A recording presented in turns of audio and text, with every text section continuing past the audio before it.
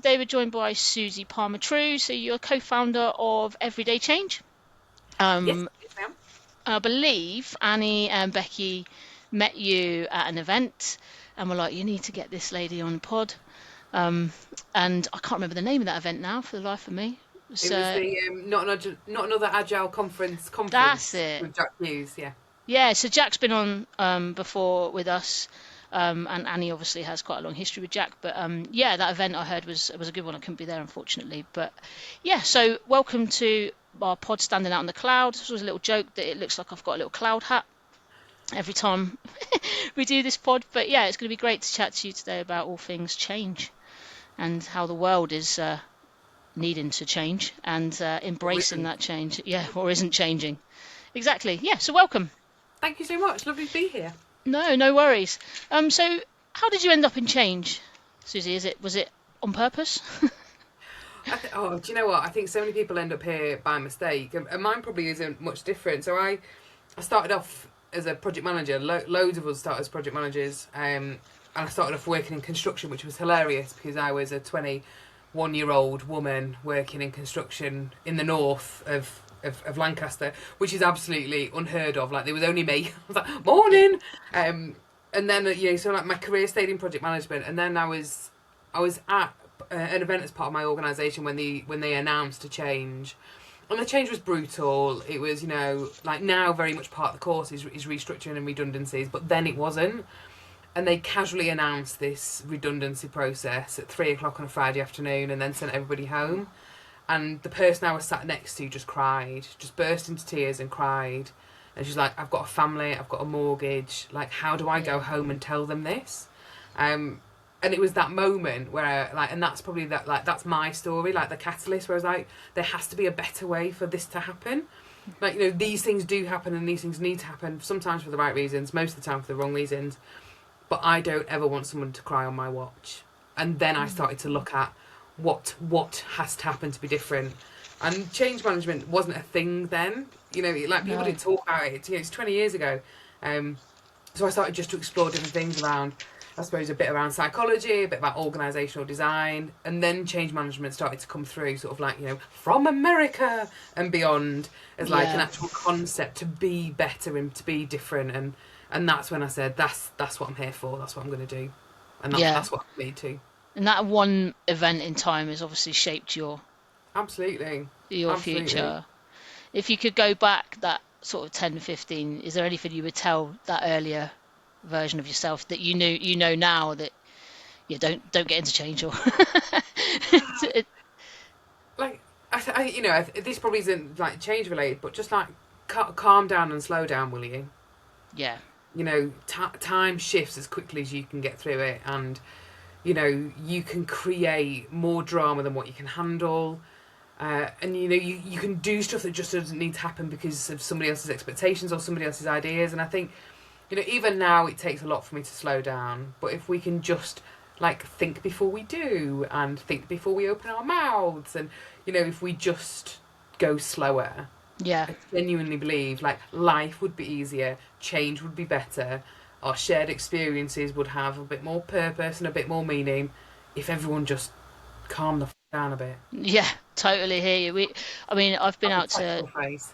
Yeah, I mean, I said exactly those words the other day because at the moment, especially, I think what everyone is being not forced, but there's this AI change, isn't there? Obviously, Yeah. that's hitting everything right now, and everyone's talking about, right, you need to use this, you need to do that. This is a huge change for people, not just in what the technology is, but in the way they work, the way they approach things, and that whole change piece. It seems to be where the failure starts almost. And I Yeah. don't know, why do you think that? Why do you think that is in a business? Why are people just so reluctant to look at change as a positive? Not in all businesses, but in a lot. I think there's lots like sort of like parking like the like AI as a change catalyst. I think is a bit of a Trojan horse because large language models have been around for years. Yeah, Like the fact that we now name them, like all of a sudden they're real and they're part of our work. So I think there's a bit of a few misnomers around that. But I think change more broadly, the reason I think people respond to it so badly in organisations is because of the stories that exist within their walls. Yeah. You know, everybody, like I work with loads of organisations, all different shapes and sizes, and I can guarantee that if we're doing a kick-off session or a workshop or we're exploring something, somebody will recall a story from 10 years ago. Yeah. Somebody will be able to verbatim tell about that time that this thing happened and this was terribly wrong and things exploded. And I would say 50-50, they weren't even employed in that organisation when that event happened. Right. But So it's they just, can tell this story like they own it, because the stories we tell ourselves and each other will always be more dominant, more impactful than the facts that get shared on an email, because don't believe what they said, because that time 5 years ago they told us this and something else happened. yeah. And it's that creates such a visceral response, because it's human and it's relatable and it's normally from trusted sources, Yeah. and therefore we trust the story before we trust the person with the slides at the front of the room. How do you get past that then? Is it in your job? Obviously, that's your job. So Yeah. Well, and I say this flippantly, you change the story. right. There's like this. So there's two parts of this. So one is a story about my auntie Flo, which does have a point to it. So my auntie Flo, when we were kids, like I'd go every Friday, and she would sit down, take your bag off, which I was 12, like I didn't really have a bag, and talk to me. And what she was doing was giving me permission to talk about the good stuff and the bad stuff, and who'd said what, and the things that were like on my shoulders. And then she'd go, "Oh, leave that stuff in the kitchen, and let's go and do something nice together." And she gave me permission from, probably like tiny. I don't know how soon I was carrying a handbag, but from really early in my relationship with her, she gave me permission to leave the stuff behind that wasn't serving me. And Yeah. we don't do that in our organisations. Like I sometimes I struggle to do it now. This stuff, like last year I had a tough business year, and I carried it all for a year. And then, sort of October, I was like, I've got to leave it behind now. But I was looking for permission to leave it behind. And I think there is something in our organisations that we carry stories and weight and pressure and experiences, and nobody goes, that thing happened then, leave it there. Yeah. They go, put that back in your bag because we don't want to talk about it. And can I put some more things in your bag to make it a bit heavier and a bit harder for you to do this next bit of work? Yeah. And I think there's something really crucial about giving permission to forgive and forget. And Psychology piece of it. Yeah. Yeah. Like, the forgetting is always harder than the forgiving. There's, plenty of films will say, like, I forgive you, but I won't forget it. There's something around that. So I think there's something around giving people permission to let go of the tough stuff that they've been through and say, like, leave it. It's that fear, isn't it, as well? I think of that story is what they've known for so long. They've kind of hung their hat on this story being their reason. It's an anchor, and those stories give purpose, which we all want, but they also literally anchor you, so they hold you to that premise, to that problem, to that trauma, which in lots of cases it is, and I mean trauma small t, not sort of, I suppose, big trauma. Yeah. And when we create stories about change, sometimes you have to bring in the bad stuff, rough stuff, bumpy stuff, and acknowledge it at the start and give people permission to let it go. And by doing that, you create a new story. Yeah, and do you think that's the one kind of principle that you could give to every change, sort of every organisation that's coming through or trying to attempt to change? That would be that principle that you think that everyone should start with. Yeah, and it's something like I say I teach it. Like when I work with an organisation, I go, tell me the things we have to leave behind. Yeah. And quite often I join a programme of works for a short period of time because it's gone wrong. Like you don't often invite me in because we're all having fun. You've hit something that's a problem, and the first part of moving on from that problem is to acknowledge out loud and publicly that there was a problem. Yeah, it's and really to important. Say, we did this, it didn't work, we recognise it, we understand it, we've learnt from it, like whatever adjectives we need, and now we're going to do differently because of this, which means this is our new story. And your ability to do that allows you to work through it completely. So, and this is like a bit of a geek thing, but there's a model by Bridges and Bridges called the transition model, and the idea is that in order to move and transition through change, something has to end. And it's a bit of a juxtaposition because it ends at the start, which for me, I actually think that's lovely. So, you have to let go. Yeah. You have to let go of something that went wrong. You have to let go of your team as you know it. You have to let go of a system, a process, an idea, a concept in order to do differently. And then it gives you a period of time to do differently. And that's not, go on the training, read the emails. That's explore, challenge, push back, Yeah. test, iterate, adventure, delete, do over. And then what's called new beginnings isn't this like twinkly like, oh, we get it. It's like, okay, I understand what you want from me now. I'm going to go and give it a go. And it's that journey that I think is crucial to change more than any 6 steps, burning platforms, 32 certifications. Like, you have to give your people the opportunity to let go, to understand, and then to do the bloody work. And if you don't do that, you ain't going to shift. And this is your human-centric approach that you practice. Yeah. And I think it's human, but I also think it's just normal, isn't it? Yeah. Nothing ever ends well, or else it wouldn't end. So there has to be a learning from it to be able to, like, say, a new beginning. But endings also don't have to be terrible. No. If you think about how many, and comparing organisational change to a hobby, I know it's a bit of a stretch, but if you think about how many things you've started, tried, and not finished, Yeah. you're like, oh well. You can be completely agnostic towards something ending. You can be like, okay, cool. Yeah. Or you can feel really, fraught because of it, and that scale will be different across the organisation because none of us respond. We respond in similar spectrums, but the spectrums are bleeding massive. So, Yeah. there's a top and bottom to every ending and every beginning and every bit of work, and not everybody is in the section that's on fire. Most of your people will be in the sorry, you talking to me part. Yeah. And they're disinterested. Sorry, you need me, because not everything is actually relevant and purposeful most of the time.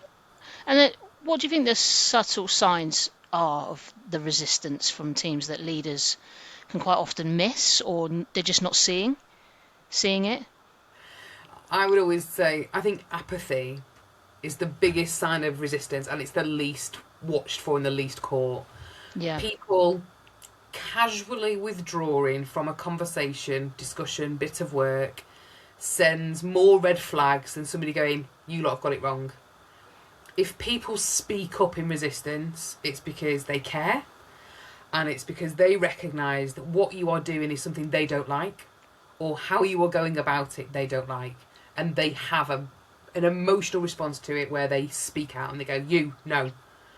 And that is dead obvious. And more often than not, I think it's solvable. But quiet withdrawal, just pushing yourself away from your desk and going home is the biggest challenge I think organisations face.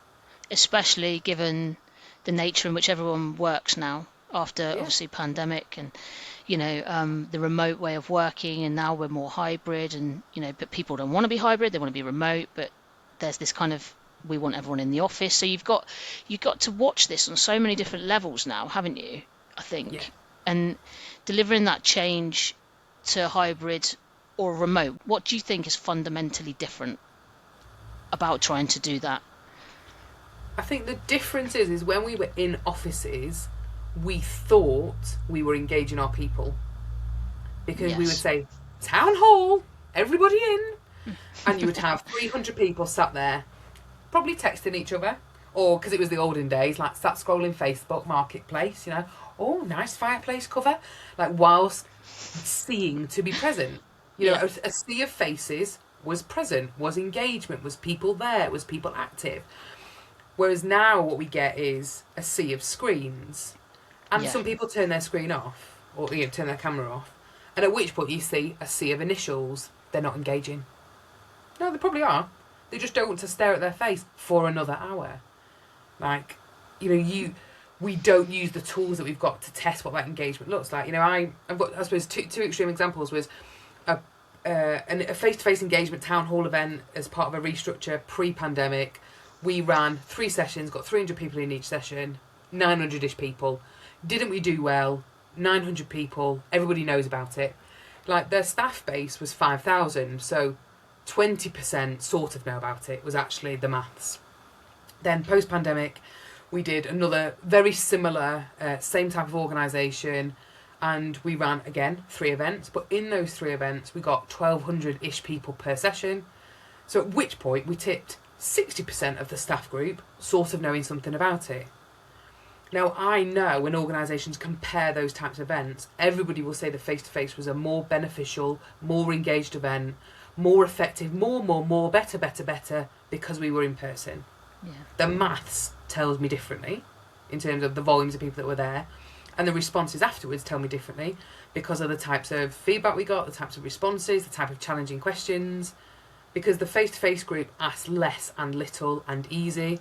The online, yeah, granted behind a screen, yes, granted using Q&A, tough questions, targeted questions, slightly, maybe slightly nastier questions because there's a bit of anonymity there. Yep. But the responses were fundamentally different, and in that online environment and that hybrid delivery, the outcomes were heads and shoulders better. Yeah. And I think we don't see that. Engagement, isn't it? Different, but people engage in different ways, don't they? And they like to, totally. You know, some people don't like, they say, like looking at someone directly. In fact, it makes someone completely turned off. Yeah. But that, how do you get the team that you're working with, or the business that you're working with, to understand then that this was actually more productive than this? How do you deliver that back to the company and get them to see that if they're already in this mindset of, well, I think a face-to-face would have been better? So I tend to start that really early on. So when you're working with a small project team, you know, like I am that person that when I send my little meeting invite out, I will say what I want to talk about, why I want to talk about it, the outcomes that I'm looking for. And the last thing I will say is, I don't need your cameras on for this session. So I start from the beginning saying, I don't need to see your faces. There'll be somewhere I say, I'd like cameras on if you can. But more often than not, I'll say, turn your camera off. And I do that in order to prove that whilst we've not all sat staring at each other's faces for hours and hours at a time, the work still got done, the outcomes are still there, and we're still making the exact progress that those people need. So then when we come to do a bigger event, and I say, what I want you to do is right at the start, is to say to people, you do not need to have your camera on, you can turn it off. Yeah. And what normally happens is all of these cameras go off and everyone goes, but everybody's safe. Yeah. And, you know, and then, you know, we do the analytics afterwards where you get, you know, all of the who attended, how long were they on the call for, all the bump that Teams or whatever like churns out. And then the next one, we do the same and similar sets of analytics. And then we do some cross-comparative that says, of those 2 audiences, and this is the last one we did, 70-ish, 70+% were the same people. So people came back. And the audience grew time on time. So not only did we show that people were repeatedly engaging, we showed that engagement increased over time. And like, yes, you need a bit of trust to do that, but I try and land the trust at the start that says, like, if I don't need to see your face, you don't need to see their faces. Yeah. And we, you know, and I, there's some nice, you know, standard text that I tell people to say, you know, this session's at 3:00. We've all probably been staring at our screens for 3 hours already. You don't need to have it on now. Some of you are probably still eating your lunch because we know that there was a meeting over lunchtime. Turn your cameras off. Like, you know, we humanise it. Not, we do not want to see your faces. But if you don't want it, we don't want it. Don't worry, mate. Yeah. Like, that change has to start at the top, doesn't it? I mean, I've said, I've been out and about talking to lots of businesses about how they're adopting certain tools or technology tools at the moment, but actually this adoption and change has to start right at the C-suite level, or, you know, the leaders, and to enable everyone else to be able to see that as an acceptable change. I think I agree, but I also think there's another option that is starting to come out with a bit of care, and that's, like, I call it a ripple, and, you know, there's probably a proper scientific phrase around it. It's, you know, it's old-fashioned butterfly effect. I think if you have a group, an informal social group within your organisation that are respected enough to be given space, that they can also challenge the norms.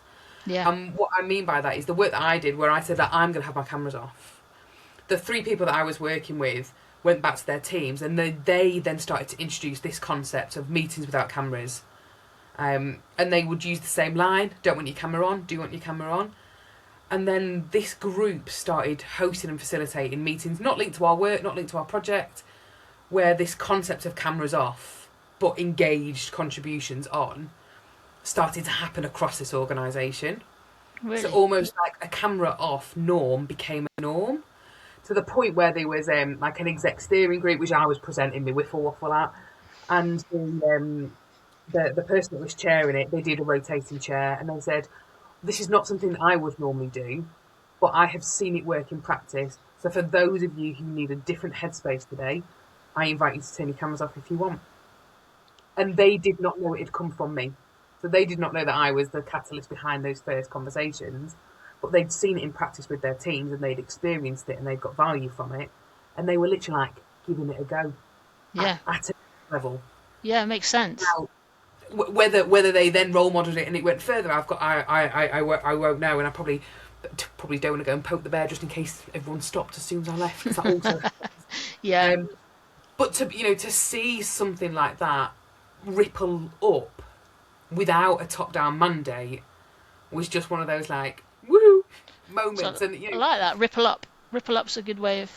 So that's a yeah, mechanism that you would recommend a business to explore as well. yeah, like The I think smaller like group. social networks, and when I say social network, I mean everything from like the group that were the same and similar age that go for lunch. I mean the slightly more formal, like we're all carers, like people who have a shared need.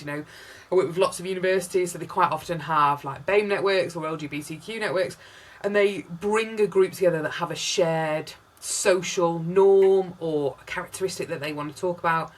And those groups cross-cut all of your organisation. They will bring everybody from, maybe junior colleagues to senior. They'll bring every age. They'll bring every height, every Yeah. learning style, every preference of holiday. And they put them together in this shared space. And those groups are so powerful to affect change. Because more often than not, they've had to campaign for change at some point in their life anyway, because that's Yeah. why they're in that group. Yeah. Um, So and, it's and, almost and diversity within a shared characteristic, like you yeah. say. Yeah, like Fantastic. Yeah. diversity is like it's a genius concept in Yeah. terms of what it can create, especially if you can work with it and give those like moments like spaces. It's Yeah. like there's an absolute genius behind that work and the social constructs within our organisations. Yeah. And then how do you find? I mean, obviously, right now we just spoke about AI, but where does AI come into your, the people change, the human-centric side of it? Obviously, you've got AI now becoming not. I don't think it's to take over everyone's human side. Obviously, it's to try and enhance it. But a lot of companies see that as something that is trying to take away the human element behind what they do. Yeah, and I think some companies are using it to do that. Yeah. I am. We spoke before about like, oh, I feel like I'm getting old now. But I hate it when I go into a website and an AI chatbot pops up and goes, Yeah. "How can I help? How can I help? How can I help?" I'm like, "Oh, leave me alone." Or when I have to go, "Let me talk to a human," because Yeah. I am also that person. Like I think AI is doing weird things to how we engage with each other, with how we think, with how we come together, with how we respond. And I'm working with an organisation at the minute, and they are looking at introducing an AI tool to one of their processes, and the tool will remove the legwork, like it will remove the niff naff and trivia. And my opinion is like wicked. Like, just think about how much cool stuff we could do with that time Yeah. that would be more directly impacting our customers, which will be more impacting to our colleagues. Like, just think how great this could be. But the people who are losing it are like, yeah, but what if they get rid of our jobs? Totally. Because the press says Megacorp bought AI tools, sacked 500 people. That is now the narrative. And actually, it takes a lot for somebody to go, I am more than my job, and I am more than these tasks that I don't like doing anyway. Because a massive part of change, when you change a system, change a process, change a structure, you are changing the person that sits within it. Yeah. You're asking them to do differently. You're asking them to change a relationship. You're asking them to reprioritise. You're asking them to learn something new. And that's the stuff we forget when we go, let's buy an AI widget. Because people go straight from, oh, interesting, to jeopardy. Yeah. because we're not helping them work through the maths themselves. Like when we buy a product, when we, buy a system, AI or differently, like you sort of have to show you working out beforehand in order to get people to be like, see what you did there. It's the same with like, my Harry's 7, so he's going through that phase in maths when the teacher goes, you have to show you working out because you got the answer wrong, but I think I can see where you went wrong, and you Yeah. get points for the working out. And it's the same with when we make decisions in our business. What happens is you go, decision made! And everyone's like, but Yeah. what? Where is the working out? And people can't get on board with the decision because they don't understand it, they don't understand the pathway, they don't understand the impact. Whereas if we said, we have recognised this problem, we see this challenge, there is this opportunity, we think we could buy a thing, this would mean this, this and this for you, and you. And people are like, all right. Yeah, it's that Nice emotional story. preparation, isn't it? Yeah, Behind it's it. building people into it. When people announce change and decide on change, they've been going through this work for months. Like, people don't pop up and go like, restructure. Like, it's not a Yeah. surprise on a Tuesday. Like, people have done the Yeah. work, so we have to let the people we're talking to do the work as well. And that will introduce slowness, it will introduce the need for learning and capability sharing and nervousness. But if you don't make your bed, the thing you will be lying in will be Yeah. so. How do you think your leaders help to do that? How do they help their teams to tell those bring them on the journey? I hate that phrase, but yeah, blech. But that emotional preparation. How can leaders best do that with their teams? I think that, I will always say when I join an organisation and you do this sort of prep work, like, you have known about this for ages. Yeah. So you've been working on this for 6 months. How do you give that 6 months to your people if you don't have 6 months to give? Now, quite often that is sharing as much information as you can in ways that are accessible. And when I say accessible, I mean multiple formats. So you can say the same thing but 3 different ways. I want it on a poster, I want it on a video, I want it on an email. Like, people consume information differently. What they take away from different formats is a massive game changer for lots of people. So tell as much as you can before you announce anything. Don't be like, come to this secret meeting and we'll tell you everything. Freaks people out. Like, even if somebody puts, like, in the olden days, a boss would be like, 1-to-1, 5 to 5 on a Friday, you'd be like, ah. And you yourself all week Yeah. because of this 30-minute thing that was actually just, it was nothing to do with it. They were just trying to get something off their list. It's the same within change. If you invite people to a town hall, tell them, what am I going to tell you? Why am I going to tell it you? In what ways am I going to tell you? How do you ask questions? How do you challenge it? Who can help you? Tell me all of these things before I turn up, please. Yeah. Because it just Preparation. helps in that readiness. But it also means that people can actively withdraw. And what I mean by that is, quite often we get people in a room where we go, here is an announcement, and there'll be somebody in there that will just fall to. Yeah. But because they're in a room, there's 300 people in there, they can't walk out. Whereas if we said what it was beforehand and prep line managers and support systems around it, somebody can go, I know I need to be in that room, but I don't think it's for me. How is the next best way I find out the information? Yeah. And we give an alternative. So you go, it's going to be announced here, it's going to be recorded there, it's going to be played back on this. And then people can access it in a way that works for them. Yeah. This And human-centric that. approach again to Yeah. not just one way of working, but the brain of processing. Yeah. Like, people will talk about changes, like, especially when they're like busy organisations. We've got to change the engine whilst the plane's in flight. Yeah. We all know it's ridiculous.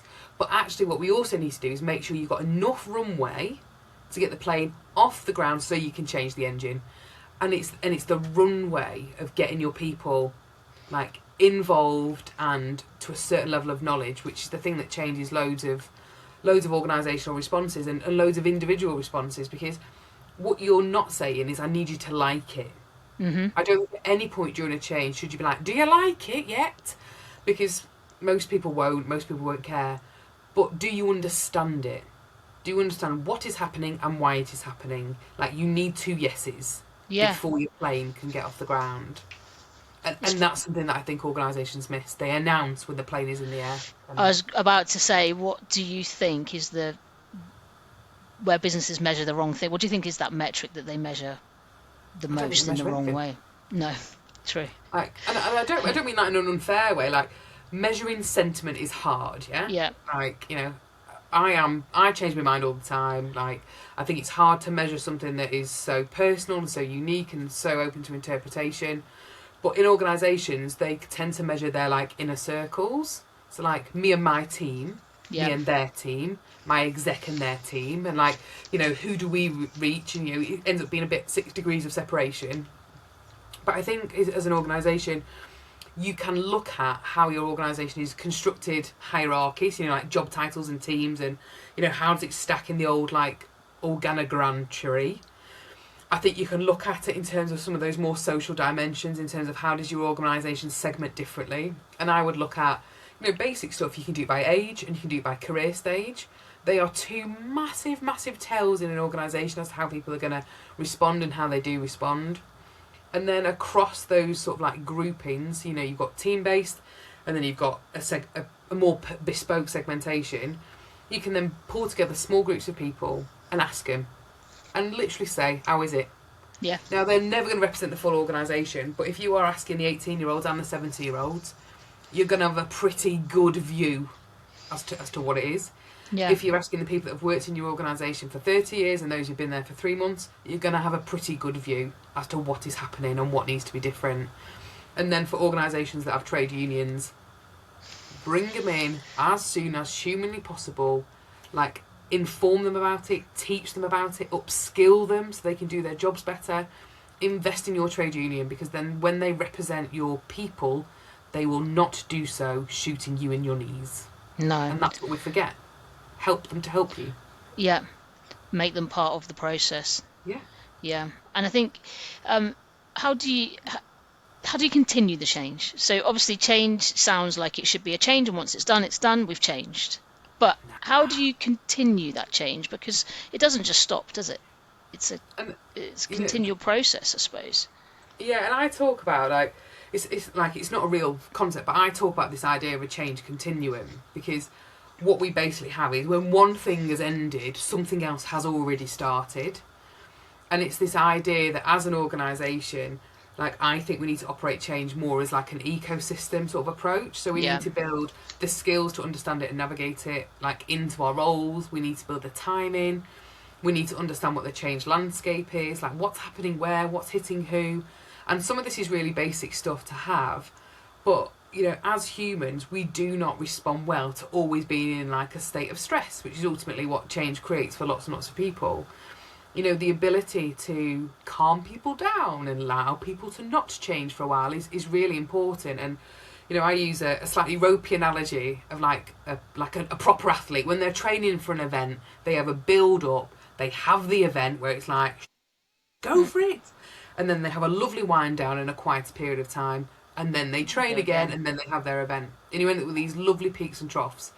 And we have those in our organisations. Now, every organisation is changing all the time, of course it is, because that's the mantra, that's the context, that's the world. But not everybody is changing all the time. Like, and you know, a normal organisation, we're doing a big finance system implementation. It's boring for 80% of the organisation and causes them no bother.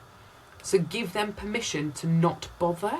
Yeah. Like, say, like, this isn't about you, so you can find the information, it's over here, but you will no longer receive emails about the finance transformation unless you click this button. Opt out. And then they don't have to worry about that change because it's nothing to do with you. They don't have to see this change happening. They don't have to feel it. They don't have to see the frustration. They're just like, okay, bye. Yeah. You know, when a new CRM is brought in, but it's nothing to do with you because you work in maintenance, like, okay, bye. Like, the ability to give people permission to let go of the that they carry around and to not engage in the change that doesn't affect them is massive. Yeah. Like, you give time and space and head capacity back to them by going, it's not about you, babe. And that's all right. It's all right. It's not about you. Yeah, you know, we'll update everybody every quarter on all this weird stuff we're doing, but we won't tell you every other week in between. Yeah. But unfortunately for your finance team, you're on the hook. You've got 6 months of hard work, but then you've got 6 months of no change, she says, laughing. You know, like, for Team X, you're going to have to be restructured, but you don't have to be involved in this, this and this. So don't worry about it. Worry about you. And we'll help you worry about you really well, because we're going to give you coaches and support and employee assistance programs, and we're going to care about you, and we're not going to ask you to worry about anything else. Do you think it's more common in smaller businesses that, or in large businesses where they're trying to just cover a wider amount of people? Do you see that happen more in small to medium, or both? Or I think it is easier to segment your change in a bigger organisation and to allow that space and to control your change better in a bigger organisation, yeah, because you'll have more capacity, more bandwidth, more than what it is in a small. Because in a small organisation, lots of people will do lots of things, and lots of people will have multiple roles and multiple hats, and lots of people will do the work because you're a good egg.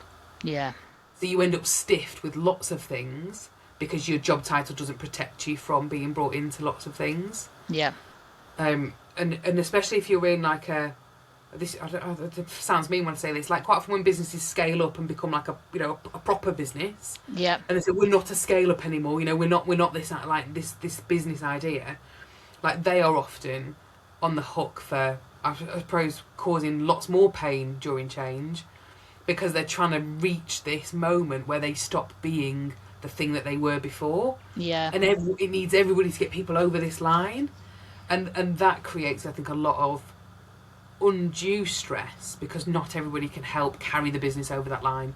yeah, And if we did that work, you would probably actually create an easier ability to do that work, yeah. and to shift, than what you would everybody throwing mud at a wall. Yeah, get it. It's so interesting because I'm speaking to so many different companies in different parts of this journey, and it is like you say. There's this. We speak to some startups, and it's like, right, we've got to get to this point, and that's it. Once we've reached that, now we're no longer that anymore. We're not that anymore because we've done this. So how do they set a pace that? Let's talk about startup for a second. How do they set that pace that is ambitious, but actually it's not going to overwhelm the business? Yeah, there's do you know what, I can't think who. I'll talk about it in a second. There is a really lovely concept that's called like sing and dance whilst the music plays, and that's massive in change. And I'll come back to that, because that is about the actual journey. And Okay. I think we laugh when we grimace when we say journey, but Yeah, I actually think for so many of us it is, and that's something that's really important. But I think when it comes to like any business trying to transition into a new phase of their existence, whether it's a good old fashioned pivot, whether it is a certain level of income, whether it is a certain stage, style, business format, like we set these end goals, and at the end goal there's a cliff edge, yeah, and nobody knows what's beyond that. So everybody runs and runs and runs, and they get up to this hill, and they get through the clouds, and then they see another giant hill in front of them because no one told them what happens after the clouds. yeah, And there's something around that. And it's not about saying, this is the final thing that will change, and when we get here it's all stop. It's about that reality that says, what is good enough to get us to that line in the sand? What will we sacrifice to get to that line? And what will we protect? And if you can have that honest conversation, then I think sometimes that line moves a little bit. Whether that is the time taken to get there, the people taken to get there, where the line actually sits. Because the question, what will we sacrifice, is a big one to answer. yeah, Because in lots of organisations, especially in that sort of scale up space, the thing you will sacrifice is your people. yeah. Tough And decisions. And you have to do that knowingly. Yeah. And you will sacrifice. I don't mean sacrifice. Sacrifice sounds really dramatic. Marching up a hill. Like, Ooh, wow. like there's no crosses involved. There's nothing sort of like major. But like you will ask them to give up weekends and evenings and time with their families. You will ask them to be tired at the weekend. You will ask them to work outside of their comfort zone and their skills in order to get to your line, and that comes with a sacrifice. And you either need to have recovery time after that to allow people to come back home and to get that time back, or to do something, but you have to be honest about how far you are willing to go to achieve the thing you're trying to achieve. And if you can't be honest, it will just be brutal. Yeah. It's tough. That's, like you say, it's tough decisions in there, and the thought processes behind them become real all of a sudden, and that's hard. It's this idea of like we're always searching for the end and for next, and this is the sing and dance whilst the music plays. This a wonderfully fabulous man. I'll share it for after, so you can add it as a sub note for when I remember. Please. And it's this idea that of music and how music engages us and how we engage with it. And when you listen to a piece of music, you listen to all of it. Like, there'll be bits that you don't like, and there's choruses that you know the words to, and there's bits that you skip. But you listen to music for the experience of listening to music. Yeah. In life, we go, what's next? What do we do next? What's after the weekend? What do I do when I've achieved this? What happens when I've done that? Yeah. What happens at the end, at the end, at the end, at the end? And what would happen if we listened to music just for the end? You'd get a lovely boing, and that'd be it. Yeah. And it's this challenge that actually, if when we look at our lives, and I think it works incredibly well for change, if we looked at like how we go through change, and we sing and dance as much as we can during that change, accepting that there'll be words we don't know, and steps we don't know, and bits we don't like. But if we make the most of that change journey, like our ability to enjoy more of it becomes easier. Because you give yourself permission to not look at the end. Yeah. But to celebrate that thing that we did really well, or that moment that worked really well, or God, that was terrible. But you stay more in the moment. Yeah. It becomes less about the deadline and the final and the finale and that big boing and the cymbal crash, and more about everything that we did to get there. Yeah, and that definitely. journey as an idea is more empowering and enjoyable for our people than what it is the final badumch when we've done the work. Such a good analogy. And it like, actually, it's not my analogy, it's somebody else, yeah, and I listened to it, and I was like first of all, I was like, God, what are you doing with your life? Always looking for the next. And it was that and that experience that made me actually pause my doctorate, because I was like, I ain't enjoying this. Yeah. Like, I'm trying to just get to being a doctor because it's doing my head in. And I was like, I don't want to do this anymore. And then I was working with an organisation. They were like, we're just trying to get to the end, because at the end it will be different and better. And I was like, but the world will be different. So your world may not be better, and you may have to do this again. So how do we maximise the benefit and the joy and the space and the time in between date 1 and date 37? Yeah. Because there's plenty of music in there. Totally.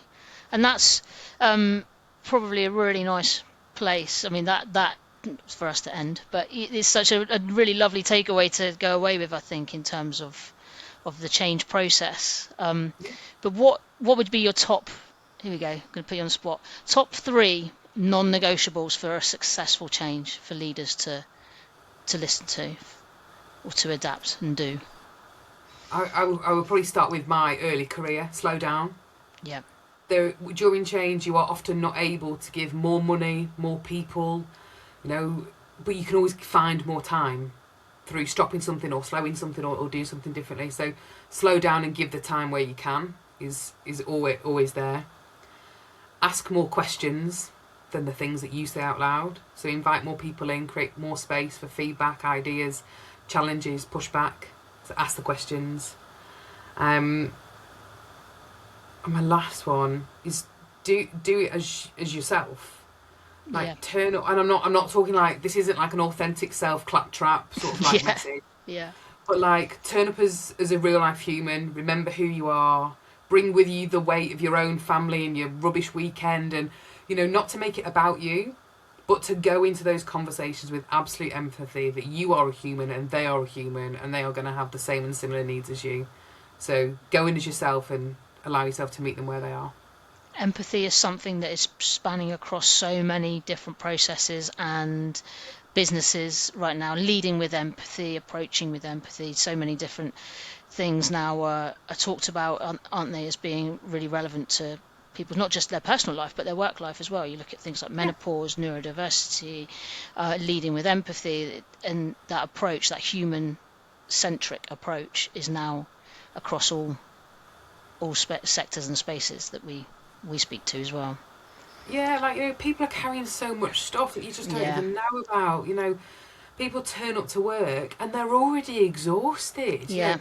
You can put the news on and you're like, I want to go back to bed. And that weight of the world, I think it's just something we need to remember. I watched something and somebody said when people come to the office, they are closer to famine, closer to war, and closer to financial distress than what they have ever been in their lives. Yeah. And I was like, oh God. I know. No wonder we all feel so bloody creaky. Yeah, totally. Well, it's going back to what we were saying earlier about feeling that age and actually just saying, actually, I want to be 42. I'll just be 42. It doesn't really matter. It doesn't matter. Still over Yeah. here. I can be 42. I mean, it's all good. So Yeah, it's and I that, could isn't be it? 65 and my knees would still be shot and my face would still be fabulous. Like, Yeah. it don't matter. Yeah, exactly that.